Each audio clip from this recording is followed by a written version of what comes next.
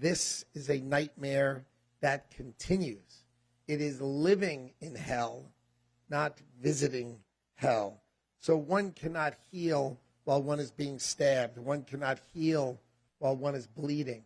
It must end before even the remotest beginning of healing can begin. We need to have the hostages released so we can move forward. Families and survivors since October 7th. We would like to invite the Honorable Howard Lutton. The terrorists who captured Aviva and me, both in our 60s, held absolute power over our lives. Every moment was controlled by the constant presence of weapons of many kinds, threats, and fear, threatening to kill us. As a 65-year-old man, I knew how vulnerable I was. On day 51, Aviva was released in a short ceasefire deal. We were told I would be freed the next day. For the first time in weeks, we allowed ourselves to hope that soon we would be together again, reunited with our family. But 5 days after Aviva's release, the ceasefire collapsed, and I remained in Gaza. Albert survived 482 days in captivity. Her partner...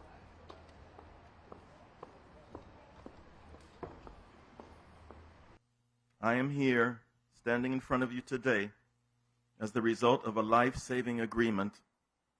That agreement was secured through leaders who made it a priority, President Trump and the U.S. administration.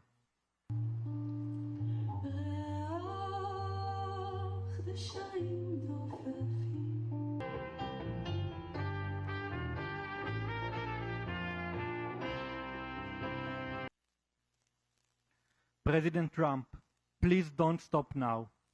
You've brought us this far. Finish what you started, what we know and trust you can. Bring my brothers home. Bring all of the hostages home. Let this be the moment the world finally acts with courage and compassion for those still alive who are waiting to be freed, and for those who must be given the dignity of a proper burial.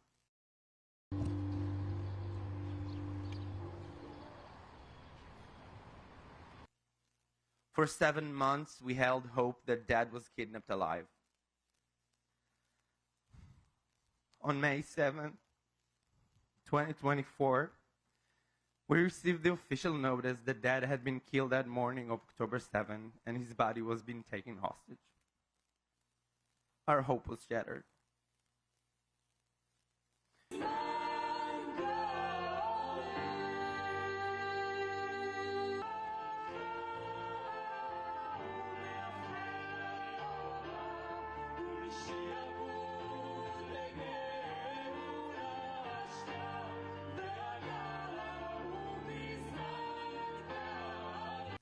One day the terrorists told me I was being released. I had to leave my little brother behind in hell. Eitan,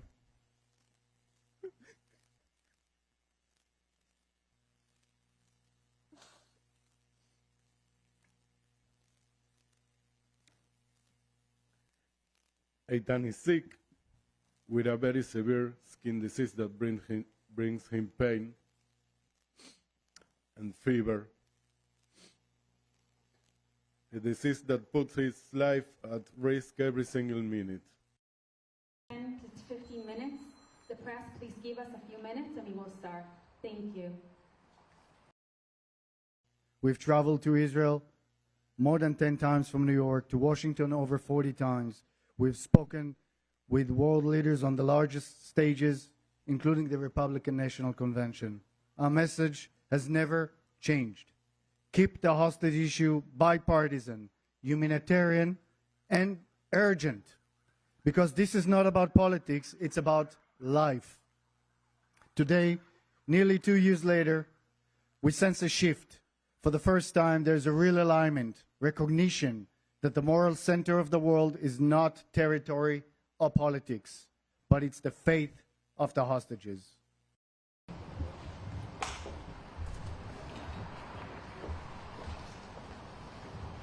think the most important thing right now is that the Israelis want this war to end. You can see on polls for the past few weeks, few months, more than a year, more than 80% of Israelis want this bloodshed to end.